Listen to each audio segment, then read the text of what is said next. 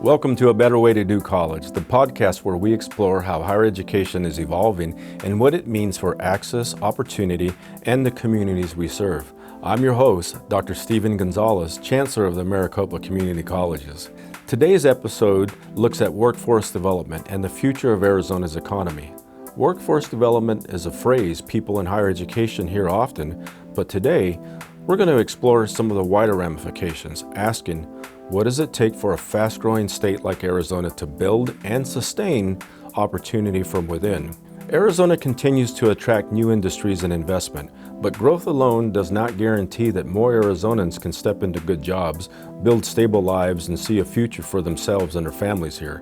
Turning that growth into lasting opportunity takes intention, alignment, and real pathways that work. To discuss this, my guest today is Todd Sanders, President and CEO of the Greater Phoenix Chamber. Todd has helped shape business and economic conversations in Arizona for many years, and he brings an important perspective on the opportunities and challenges shaping our state's workforce today. In this conversation, we'll talk about what workforce development really means in practice, where Arizona is seeing both pressure and possibility, and why public education institutions like Maricopa Community Colleges are so important, not only in helping more Arizonans build careers and futures here at home, but in helping sustain Arizona's economy in the long term. So let's explore a better way to do college.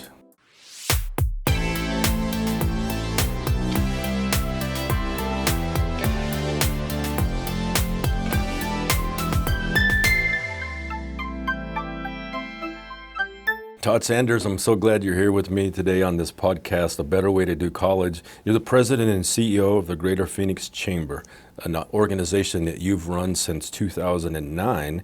And when you think about Arizona over that span of time, what changes in the state economy stand out most to you? Well, first of all, thank you for having me. It's Sure. such an honor. You've been such an incredible friend, not only to the Chamber, to me personally, and someone that I see as a mentor in the work that we do. You know, I would say that the single biggest change to the economy is something that we might think of as recent, but it really goes back to the Great Recession and thinking about the economy in a much more intentional way. And that would be what we're seeing with the $210 billion in economic development that have come as a result of TSMC and all the related activity that have put us on the map in a way that I don't think we've ever seen before. When I travel around the country, it doesn't matter where I am, the first question I get is, tell us about TSMC, tell us about this change that happened in the desert and what does it mean to you? And it has been absolutely a game changer for Arizona and our economy. Has this made your job any easier or more difficult with the sort of attention that Arizona's been getting since you've been here? I think it cuts a little bit both ways. You know, in one way, I think we're seeing such enhanced economic activity that bodes well for the Chamber, for our members. The other side of that, of course, is the fact that now there's a lot more demand for workforce in those fields that relate or that revolve around semiconductors, a lot of the work that you're doing. And so there is a lot of pressure on the Chamber's foundation to get in the game and ensure that at the K-12 level, as we go from 12th grade to partner with you and you take over, that we have students that are prepared, that understand what those opportunities are and how to get there. Sure. So when a company's thinking about starting in Arizona or moving to Arizona, what are the top 2 or 3 things that the companies ask in terms of what would be available by moving here, aside from tax options and things like that? Mostly that's the work of our friends at GPEC, Chris Mackey and Sandra Watts at the ACA. I think when we come in is when companies are here, and I will tell you, the biggest thing that we hear is workforce. Workforce. You know, interestingly, the work that we've been doing on the workforce side is 10 years this year. It feels like the 10-year overnight success story. And what we were doing is we were talking to CEOs about what their biggest challenges were. We were trying to figure out, like, what is the impediment to growth? If you're going to leave Arizona, why are you going to leave Arizona? And I was sure that it was going to be taxes and regulations. I was convinced. And I will tell you, we were stunned to find out that to a person, every one of those folks said workforce. Workforce is the issue that we had back 10 years ago before it was cool, and today when everyone's talking about workforce. Sure. So nice segue into this next question, because people might hear the phrase workforce development specifically, and hear it often. But when you strip away the jargon, what does it actually mean for the state of Arizona? Well, I will tell you that you're right. I think it's interesting to hear about workforce and economic development as two separate things, and I don't think you can separate them. You can't have one without the other.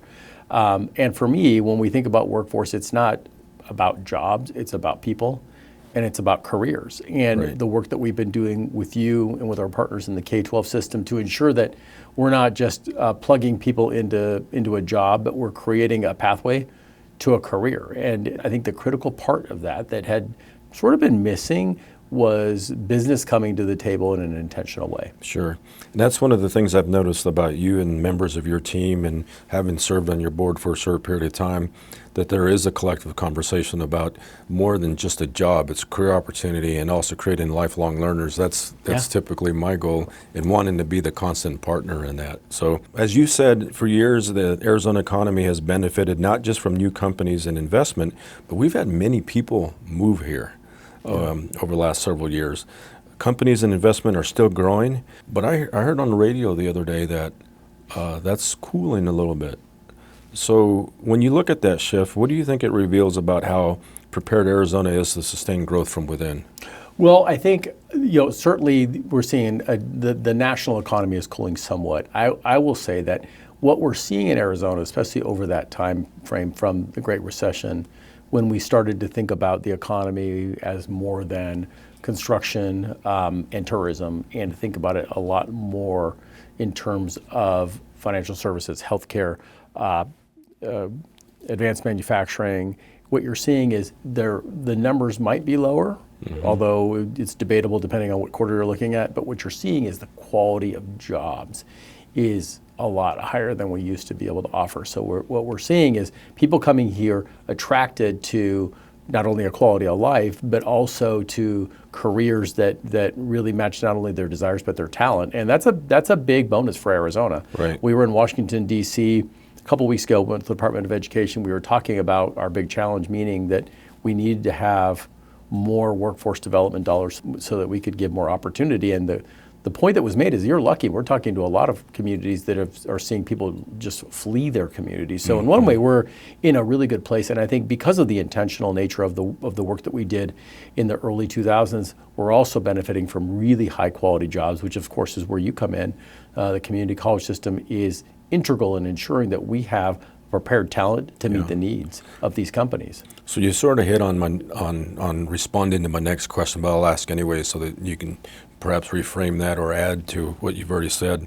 If the state wants a stronger future, what does it need to build from within, and to not just attract somewhere from somewhere else? Excuse me. I think building from within is what the work that we do together is creating an intentional pathway for students and parents as they're getting into the K-12 system, and quite frankly before that. So they really have an understanding of what are the possibilities for me, and not just limited to certain zip codes, but make sure that we're looking at kids holistically and ensuring that they understand that beyond sort of the narrow scope of where you live and what you do, there's a lot of opportunity out there, and it might be a non-traditional path. Right. It might be college, it might be career and technical education, multiple paths to get there. But I think if you give people a sense for where they can aim and what they can accomplish, they tend to over-deliver and surprise us with what they can accomplish. Sure. And I think that's how we keep people here, because the next step after they leave the K-12 system is they come to the community college system, to the university system, or they're learning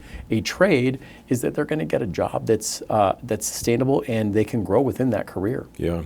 One of the things I like to remind people of is that the Maricopa Community College is the largest provider of workforce development education, the largest provider of higher education for Arizonans, and 90% of our graduates stay in Maricopa County or the state of Arizona. So when we talk about building, and strengthening the state of Arizona, I think the Maricopa Community Colleges play a pretty significant role in that. And I think your organization recognizes that, which is why we continue to partner with one another on so many other opportunities. Well, I'm a product of the system, and I'm here. I left for a little bit, for years, but came back. And I think you're right. And especially when we're having to respond in a very quick way to certain demands and changes to the economy, like the Silicon Revolution that we're seeing here. Maricopa is front and center in that. Right. And I know there were some federal dollars, there were some state dollars that went into that, and it's really important that we have the system to respond and then to continue to build out these career paths for people. Yeah, and we're very pleased and proud that we've been entrusted with some of those funds and other forms of support to make sure that happens. Where is this challenge most visible right now? Like, which industries are showing the biggest workforce strain, and what is at risk if Arizona does not build enough talent in time? Well, we like to think of it as opportunity, but you're right. It is a challenge. And some of the things that I mentioned, certainly semiconductors, but ancillary businesses that are here that support the semiconductor industry are huge. Certainly healthcare growing by leaps and bounds here. There's a desperate need for more and more talent. I will say the recent changes for student loans, for instance, for the nursing profession, doesn't help that. Right. We need more and more nurses. We don't need less. So certainly healthcare. Financial services, construction is another one. Aerospace, we're seeing more and more aerospace work. So across the board, I think in Arizona, we're just seeing the demand for talent increase exponentially. And then we're looking at what's happening today on the energy front. I think we're going to see more need for folks that are in the sort of the utility sphere. Right. So a lot of opportunity, but certainly to your point, a challenge that we have to meet head on. Well, when we talk about workforce development, how much of the real work actually starts much earlier with K-12 schools and colleges that are strong, connected, and accessible enough to help more young people see education as part of their future? I think it's all of it. And to your point, it's not just the K-12 system. It has to be a unified system that incorporates the community colleges and the universities. And we are actually working within Maricopa County. We're embedded in 25 high schools, 2 high schools outside of Maricopa County. Starting that conversation with kids their freshman year, talking about what are you interested in, what do you know about, making sure they have a better sense for what's out there, what opportunities are truly out there, and then working into some aptitude testing and looking at sort of a Venn diagram, like what do you like and what are you good at, and then starting with some career pathway work, having industry professionals come in and talk to classes, giving kids the opportunity to do shadow days. And then we're also providing internships. What we'd like to do in that senior year is to provide a semester or even 2-semester internship to kids in a variety of industries. And I will tell you, I'm so proud of our Arizona companies that it's kind of a lot to go in and ask for an internship for a high school senior. At first, there wasn't a lot of enthusiasm. I think we're going to have 600 interns. That's incredible. This year from Arizona high schools in all of these different companies. Honeywell is a great example. They 4 years ago, we had a discussion with them. They were cautiously optimistic. They took 3 kids. One of them was someone who was sort of on the bubble. High school wasn't for him. It wasn't connecting. And they took a chance on him. And within a few weeks of that internship at Honeywell, it all made sense. That applied learning made sense to him. After the internship was over, after he actually graduated, he got a job at Honeywell. And last year, he bought a home for his family. Wow. So generational change. Yeah, what a great story. It is, and it's what's happening here at the community college system, and it's also what's happening within the high schools, and it's the idea that we've got pathways that are intentional. Business is at the table and connected, and we're coordinating with you and with our high school partners to ensure that it's all aligned. Yeah. When we started this work, I think when we first started, we got the education community in the room with the business community, and I think that we talked about some of the challenges, and the business community just pointed at the education folks and said, well, it's your job, it's your responsibility, and we ended up doing a lot of soul searching and talking about what that meant, and just internally from the business community perspective, and we found out that we had to be at the table. And if we weren't communicating appropriately and we weren't engaging appropriately, we certainly can't hold you accountable for all the results. Right. And I think that's been an important part of the success of the work we've done together. Well, and that's been a welcome, fresh approach to it all. I think we've all found that we just need to be very candid about our interests from the very beginning. Agreed. So if Arizona wants to keep more of its educated talent, what has to be in place across the full pipeline, from creating a stronger college-going culture early on to making sure that educated Arizonans can build lasting futures for themselves and their families here? I think some of the work we've done already is the answer to that, and is intentional economic development, not necessarily just being satisfied with the status quo. I was just talking to Sandra Watson, who leads the Arizona Commerce Authority, a few weeks ago, and I asked her, what is that next thing? What is the 2.0? Because we accomplished all of this, but we can't rest on our laurels. So I think continuing to look at what's around the corner, what do we need to be investing in, and then it's doing the work that we've been doing, ensuring that parents, families, and kids have a sense for what opportunities are out there. And when I say that, it's not just a certain part of society, but everyone, because these are people that are going to contribute meaningfully to the economy, and it should be everybody. Right. And then finally, I think the intentionality around business and education and policymakers at the table, ensuring that we have business engagement, we give proper signals to education. Education is also, they're holding themselves accountable, and policymakers are understanding that for instance, the community college system is not a cost center for the state. It's a revenue component to the state, and applying a proper revenue formula to ensure that community colleges are well funded over time, because we need that along with the universities being funded at the appropriate level as well. Well, that's our number one legislative agenda item at the moment, is to seek restoration of operating aid for Maricopa community colleges. So we would welcome that sort of support from our policymakers. Well, it's an outstanding ROI for the state. Think about, I always say, what would happen if we got rid of the community college? So what would that mean to our state from an economic development perspective? It would not be billions of dollars. That's right. Right? And so I think we need to look at it differently and understand that what we're investing in returns that the return on that investment is 2 or 3 times what we're putting into it on a yearly basis, if not more. I absolutely agree. Thank you. So from your perspective, where's the biggest opportunity for Maricopa to do better? Well, I think the biggest opportunity is ensuring that, kind of like what I talked about in the last question, that you're staying ahead of the game. I think you've done such a good job of that, ensuring that you're not only producing the necessary programming for what's current today, but ensuring that you're also looking ahead and are ahead of the curve once we get there. Almost have to do that moonshot where the moon's here, but you're headed that way, and you're going to meet it once it gets there. And I know that's tough, but I think being relevant and being current is going to be key. Having the ability to talk to kids that maybe aren't necessarily thinking that they're college material when they are. Helping with the dual enrollment side of the equation, I think, is another one that's going to be really important in making sure that that's relevant to people, because from a cost perspective, the community colleges offer such value for all families, but certainly for families that are thinking about college and what that big expense looks like. I know for me that those 2 years were tremendous, because first of all, I got into an English 101 class that didn't have 1,000 people, but it had 20. That student to teacher ratio was really important to me, but I could also afford it. So it created a foundation for me in that 2 years that really served me well in the next 2 years when I went to the Harvard of the East NAU. Well, we are one of the most, if not the most, accessible institution of higher education in many ways, both physically and in terms of cost. And now that we offer bachelor's degrees, we are seeing those grow by leaps and bounds. In the fall of 2023, when we started these, of course, we didn't have any students, but by the end of that semester, we had over 2,000 students.